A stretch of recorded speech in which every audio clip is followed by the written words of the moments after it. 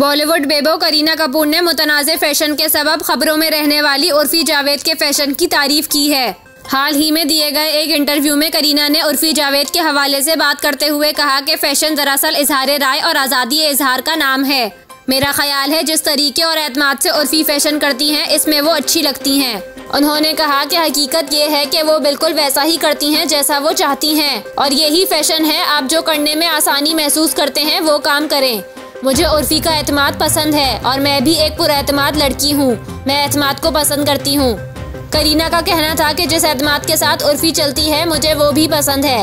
Interview के दौरान मेज़बान ने करीना कपूर से पूछा कि क्या आप उर्फी के जैसे कपड़े पहनने की हिम्मत करेंगी।